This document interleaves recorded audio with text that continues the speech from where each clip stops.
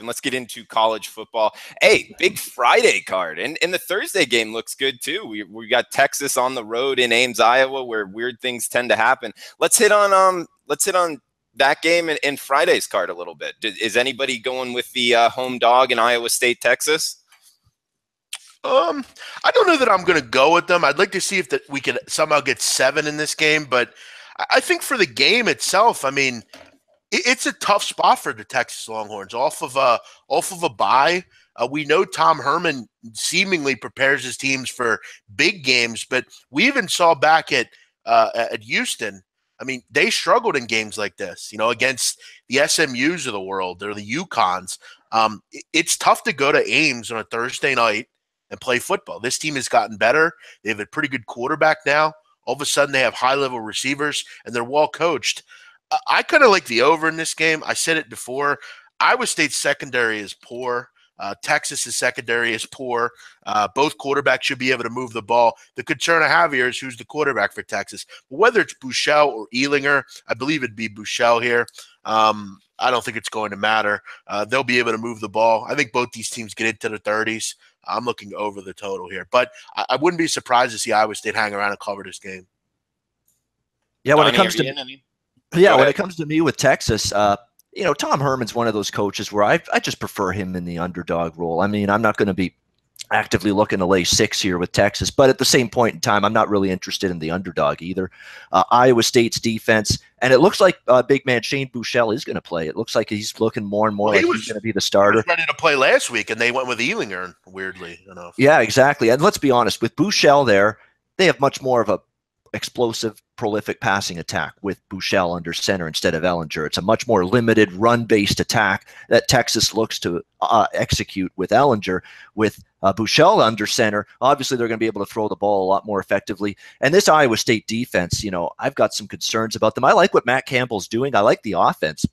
I think Park is a very good quarterback for this team. They've got receivers. They've got a solid offensive line, but there's still a lot of concerns with Iowa State on the defensive side of the football. How you give up 41 points to that pedestrian Iowa offense, I'll never know in that rivalry game. I mean, they picked apart Iowa State's defense, Iowa, and we've seen Iowa's offense, they were okay against Wyoming. They didn't move the ball hardly much at all against Penn State this past weekend, even though they did get the cover in that game. So that Iowa State defense still giving up chunks, still giving up big plays. That's a concern for me. If anyone likes the over, I wouldn't talk them out of it.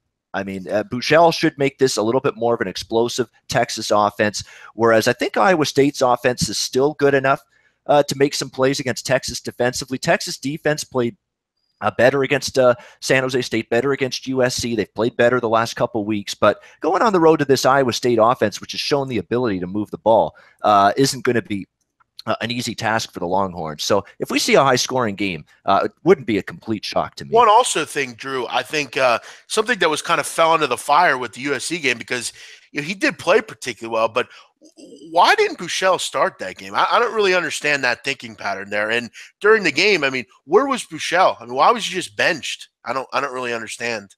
I mean, I don't get why that happened, but it'll be interesting to see how he plays here coming off, obviously that benching, if you will.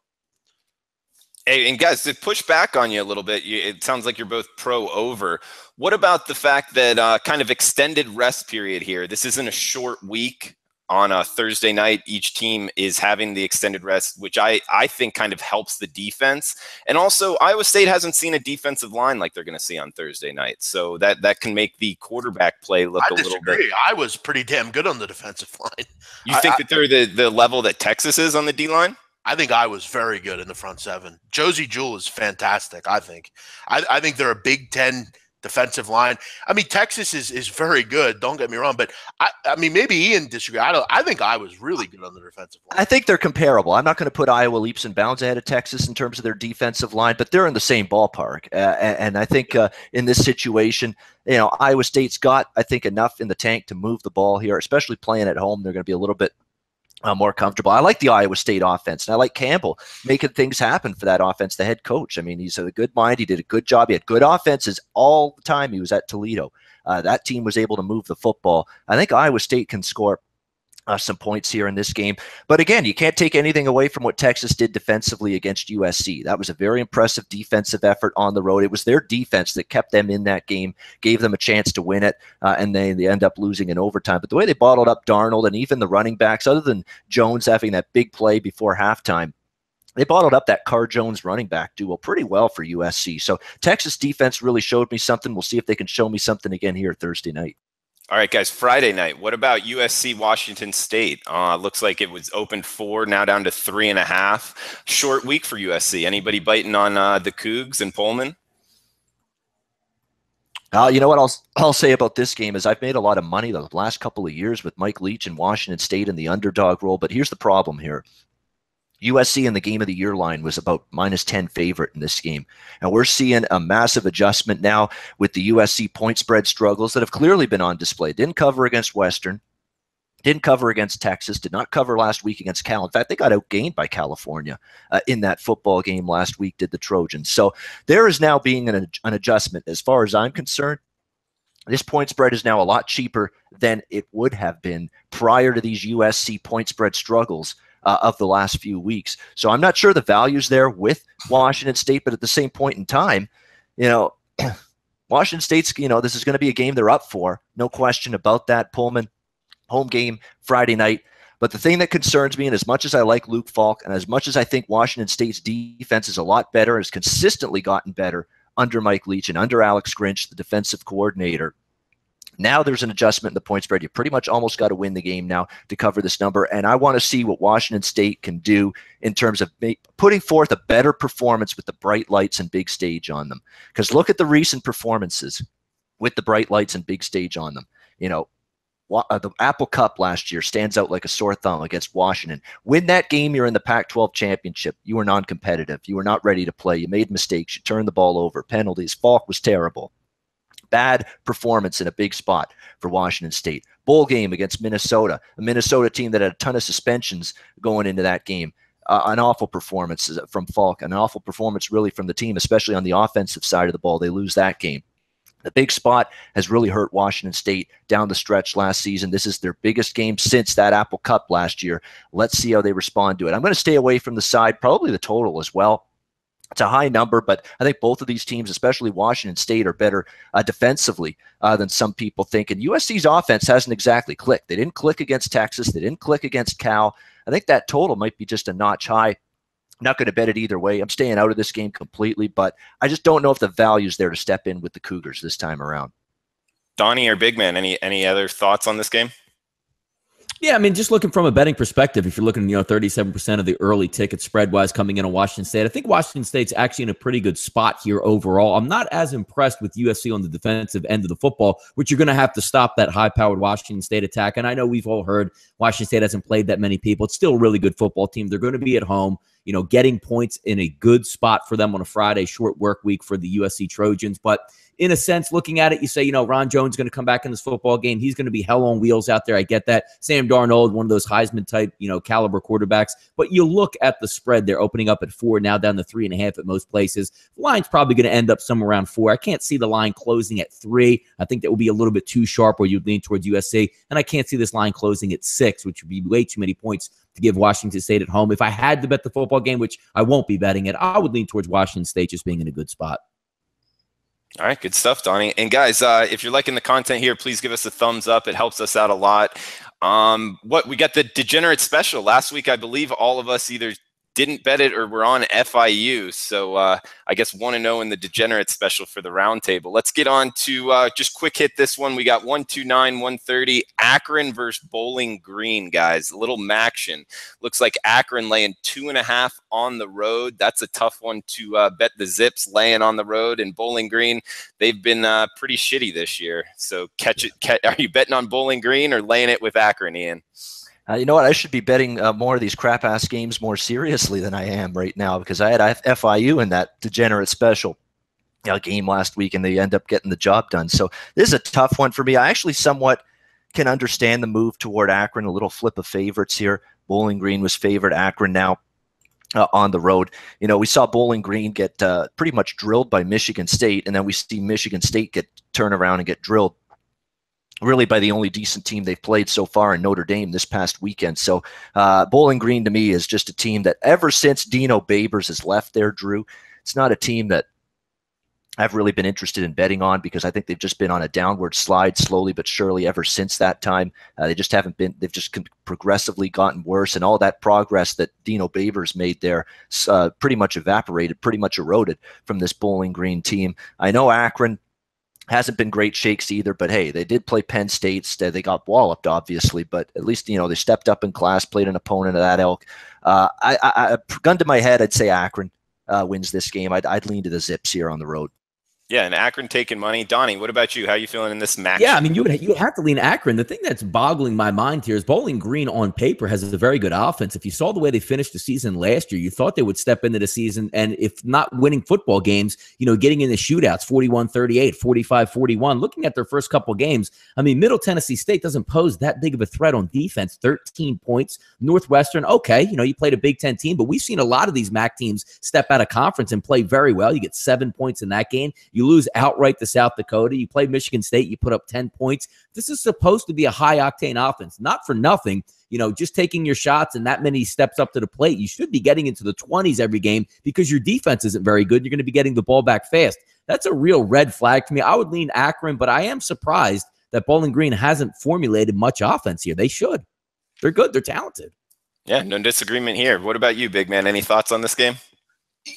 The problem that they've had is they haven't had the balls to change quarterbacks, and they finally did it last week against Middle Tennessee. They brought in the dual-threat quarterback, Jared Doge here. And look, I mean, James Morgan's been terrible.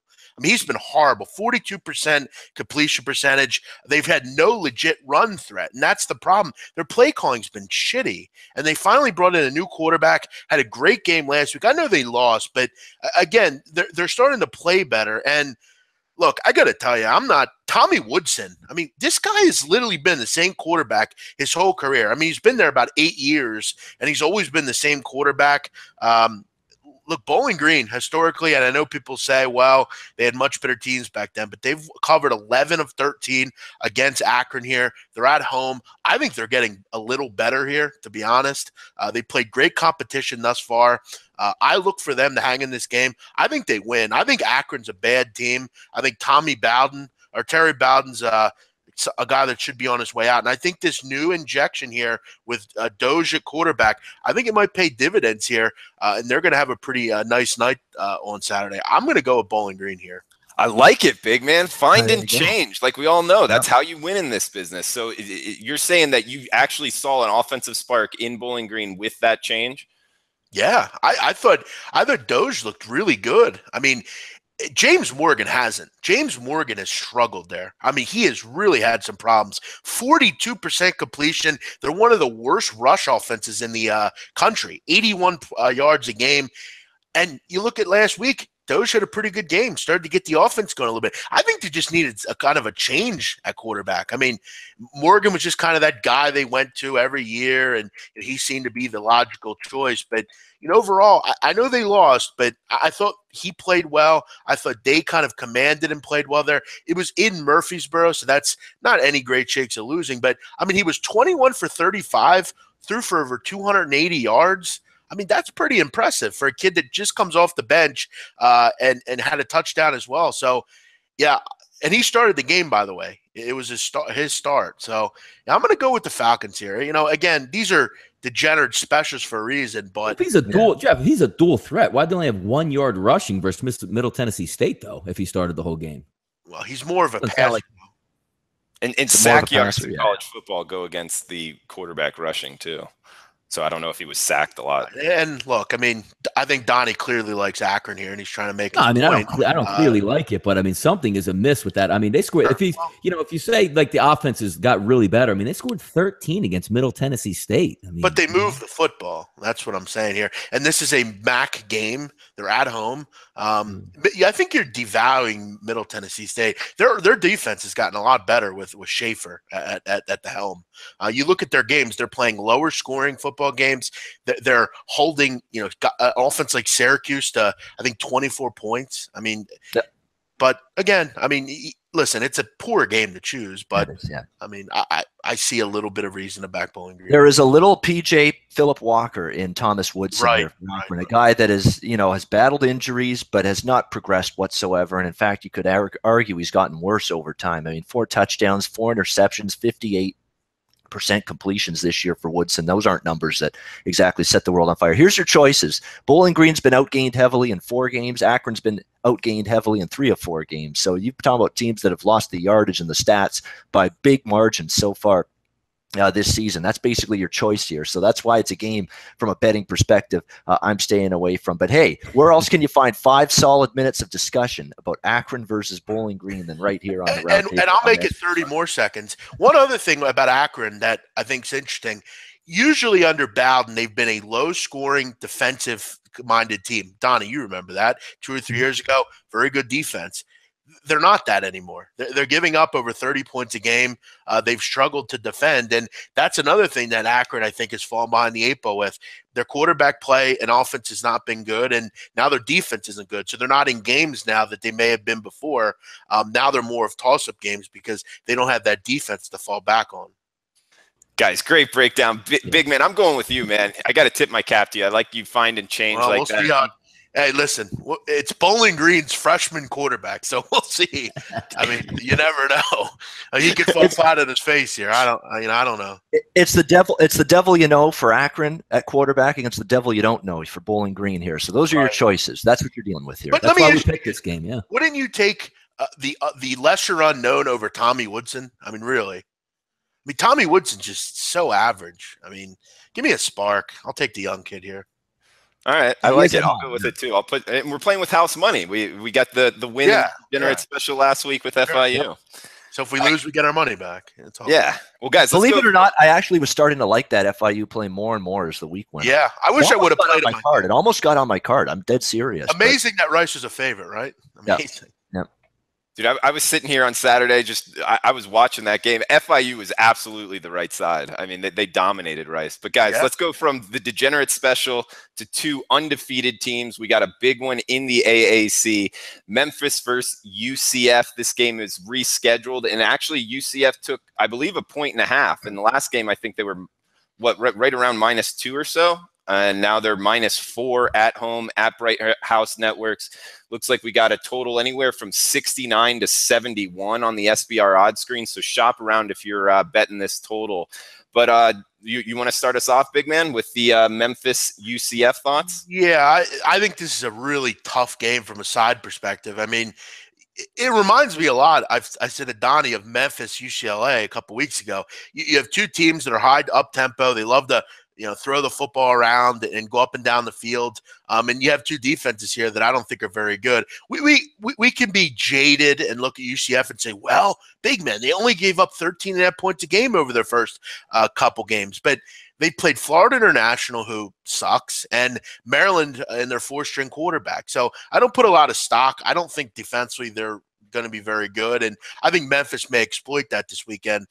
For me, I would look over. I don't know if I'll be involved with this game, but in the AAC, betting overs are normally your friend. It's normally something that comes in. We've seen that Memphis can't stop anybody, and they do have some injury concerns in their defensive backfield. Tito Wyndham is out. Marcus Green's out, both defensive backs. Christian Slaughter as well. Depth's going to be a problem in their secondary. Offenses should both move at a pretty high pace here. We know Mackenzie Milton can move the football around. I would look over 69. Donnie, any follow-up to that one? Yeah, no, I would look, in this game, Memphis, Central Florida, I lean towards the home team here. I like what Scott Frost got going down there. I think the defense, you're right, they haven't been tested that much. You go to still putting up 38-10, though. It's not like they beat Maryland, 14-13. I mean, they hammered Maryland in their own ballpark, which was a really interesting game to watch. I know a lot of people had, sharp plays on Maryland and, couldn't figure out, after a couple weeks off how UCF would play. Well, they were very fresh in that football game, won it fairly easily, and played good defense, even though you're right, there were some injuries down at quarterback, and you're down to your 3rd or 4th string quarterback ending that football game. But the one thing I don't like that much against Memphis is, UL Monroe, I know that game was a little bit in the rain, but it was 37-29. UCLA, which, is a sieve on defense. Yes, they scored, but they couldn't stop Josh Rosen to save their life, which, again, no slouch. I mean, Memphis, not obviously a Power 5 school, but then you look at the Southern Illinois game, 44-31. I just don't know if they have enough to go on the road. Ferguson's an unbelievable quarterback. I love their offense, but I just look at Scott Frost and that UCF offense. I don't see Memphis getting too many stops in this football game. So if I were leaning towards betting it, obviously would lean towards the over, but I like the home team here. I see very few stops out of Memphis in this ball game. Yeah, it's going to be a wild atmosphere there in Orlando for this one. And Bobano, any final thoughts on this one? Yeah, I lean to the over. From a side perspective, it's bet on versus bet on for me. I like both of these teams. I like Memphis coming into the season, and I really like Central Florida coming into the season. In fact, I haven't capitalized, I think, enough on how good Central Florida has been so far to the extent that I was hoping for. I haven't really been involved with UCF games. I'm just worried they were not priced properly. But, you look at what they've done so far. They're 2-0 straight up, 2-0 against the spread, absolutely crushed the number. What have they beaten this number by? I mean, we're looking at about, 80 points or so that they've combined point spread win that they've beaten the spread by in their 2 wins against Florida International and Maryland. Really, really, really impressive stuff from Central Florida, especially on defense. Look at the total yards last week on the road against Maryland, 428 to 197. Total yard edge for Central Florida. Domination, really, and very impressed with their defense. However, Memphis does have a pretty damn good offense, pretty damn good quarterback in Riley Ferguson. They've got injuries defensively, and I like this quarterback too for UCF, Mackenzie Milton. 94 yards rushing he had last week against Maryland. He's a dual threat, can run. He hasn't been forcing balls and making mistakes because of his ability to run. If nobody's open down the field, I'll just pull the football down and take off with it. I mean, he's been making good decisions with it. I think Central Florida, for as terrific as they've been defensively so far, this is not going to be as easy an offense to shut down here facing Memphis. So I would lean over the total. Not sure I'll bet it, but from a side perspective, clear pass. I like both of these teams, but if you had to ask me who wins this game, I'd lean ever so slightly to the home team, to the Knights. And guys, what about just coming back at you with the kind of volatility when you're handicapping UCF's defense, because they've only played 2 games. One was against FIU, the other against Maryland, who I was on that over, lost, but we all brought up the fact of their quarterback did go down and their 3rd string quarterback looked like a deer in the headlights. So as far as putting too much emphasis into UCF's defense being good, how are you guys looking to handicap that side of the ball? Big man, what do you think? I'm not running to the window to bet unders with them or thinking they can get any stops. Drew, I think one thing when we're dealing with a conference like the AAC, I think a lot of time, kind of into the second quarter, when they start to play Memphis, they kind of just throw out defense, just try to, outscore each other. Do I think UCF's better defense than Memphis? Yeah, but I don't think that's saying much. Again, they are a team that they're fairly unproven, and I don't put a lot of stock in FIU and Maryland. Maryland was with, by the way, like we said, a backup quarterback. So, yeah, I think they're unknown. I got to do a little bit more research on the personnel there, but I don't think they're very good from what I've read and what I've seen. I'll think they'll have trouble getting stops, but I think they might be slightly better than Memphis. Yeah, okay. The Memphis defense, to me, Drew's got some massive issues. Now, you could look at last week against Southern Illinois, the Salukis, an FCS opponent. Southern Illinois hangs 393 total yards, 23 first downs. They absolutely torched them in the secondary, and that's a problem for this Memphis team. Now, is it a situation where they're a little flat off the huge win against UCLA the week before, or is this just a case of a defense that's just not very good? And let's not forget, in bad weather conditions, the very first week of the season against UL Monroe, Monroe moved that ball up and down against Memphis in that game, and the conditions were absolute shit in that game, and they were still able to move the ball very effectively.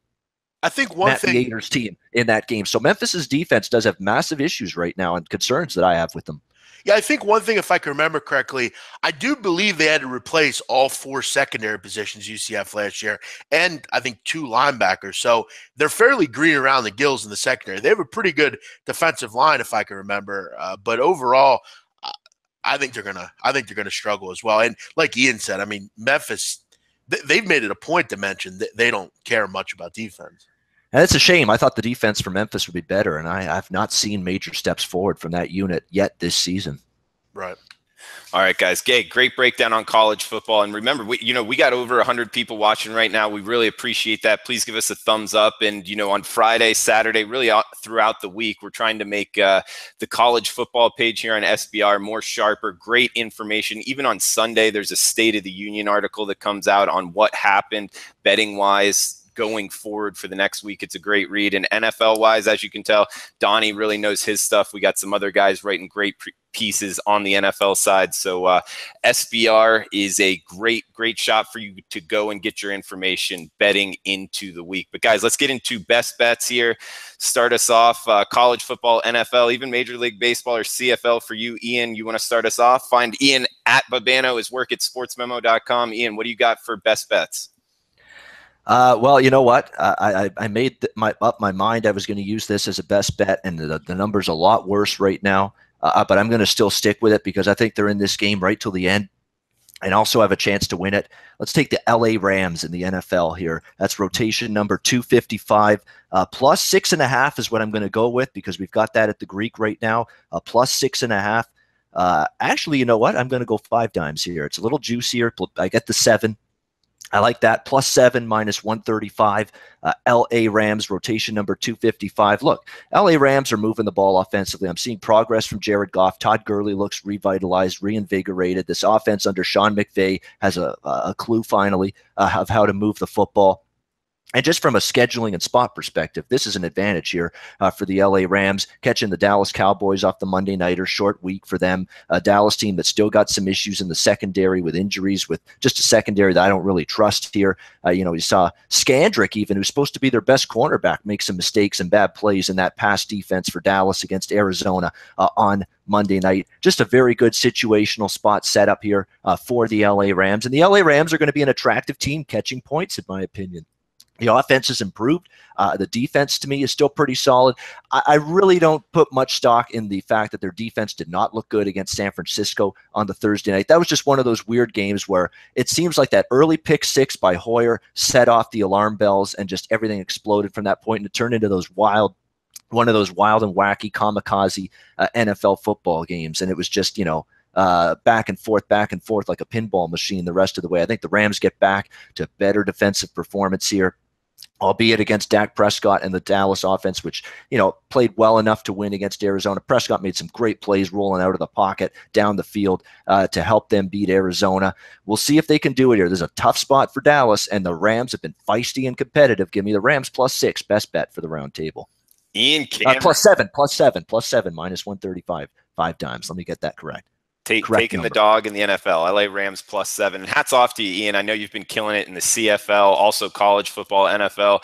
Got to be one of the best records around right now, year to date in football. So hats off to you.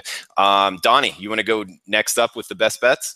Yeah, I want to piggyback off of Ian there. I do like that play there. It sets up really well rest-wise in the NFL for the Rams. The only reason I haven't actually pulled the trigger on that one yet, I want to see LaMarcus Joyner back in there. I want to see Sammy Watkins out of concussion protocol and a couple other banged-up guys. But if they come into that game healthy, there's no reason to be – and again, this is coming from an LA Rams hater from my perspective. Yes, coming into the season, but it's all about – yeah, it's all about spots, and I think the Rams are in a great spot here. And so kudos to that pick. I'm going to keep it a little bit shorter here. Let's go Thursday Night Football, rotation 101, 102. We'll go with the Chicago Bears and the Green Bay Packers, not from a side perspective, because you know me, I like to lean on the home team here. Looks like they're getting around 7.5, depending where you're at. But I'm actually going to look to the total in this one, 45.5. Typically, when you look at a Green Bay Packers team, you're always going to want to take the over. It's Aaron Rodgers, high-powered affair. But let's take a look at typically, on a Thursday Night Football game, a little bit more sloppy. It's a division opponent. Both these teams know each other. Also, people, let's keep in mind here, both of these teams played an overtime game on Sunday, coming in a little bit banged up. Randall Cobb should be a go for Green Bay, which was going to help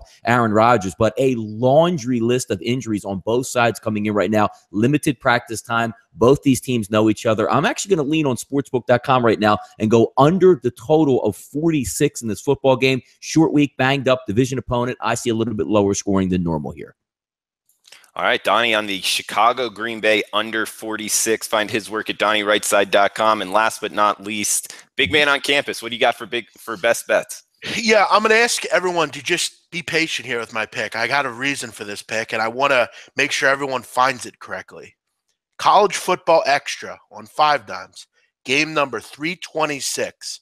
I'm going with North Dakota State minus 33.5 against Missouri State. Okay, North Dakota State has covered a lot this year. I've actually bet them a couple different times. They are the typical North Dakota State team. They're leading the FCS in every major category, scoring defense, scoring offense, rushing offense. You look at Missouri State, this team has gotten shredded on the ground this year, 94th in FCS in rushing defense. Look at last week, Robert Morris lost 56-0 to North Dakota State, and they're actually better at stopping the run than Missouri State is. Chris Kleiman, this is one of his best teams. It's the first game of the conference in the Fargo Dome. Easton Stick has been fantastic at quarterback. Lance Dunn has been an absolute beast at running back, and this defense has been very good. They're the best scoring defense by a long margin in the FCS. They're just a very good team. They're going to roll through FCS this year. I don't see any reason they don't trash Missouri State here. Missouri State gave up 72 points to Missouri week 1. They also gave up 34 to North Dakota. They just struggled. They can't move the football, and against this defense, they're going to get smacked in the face. I look for North Dakota State to not only cover, but cover easily. Another easy number for the big boys in the Bison here. I think they win this one 49-6. North Dakota State minus 33 in the Fargo Dome. And hats off to you, Jeff. You had that Kent State one right a couple weeks ago. I don't think I ever said anything to you. Thanks for that. I bet that one. So yeah, North Dakota State minus 33, and I'll add in Buffalo minus 7 right now at Pinnacle, and then just very simply fading Kent State, like Big Man did a couple weeks ago. So that's it, guys. Anything else for the roundtable before we shut it down? And I was very tempted, by the way, for best bet with Fresno laying the points. I think Fresno, believe it or not, has taken some steps forward, and Nevada is just horrendous. I mean, there's no words to describe how bad the Nevada Wolfpack are. Fresno is close to being best bet. I think laying the points there worth a look. All right, boys. We'll be back next Wednesday, 9:30 a.m. Pacific. For Jeff, Donnie, Ian, I'm Drew Martin. Thanks for tuning in. See you next week.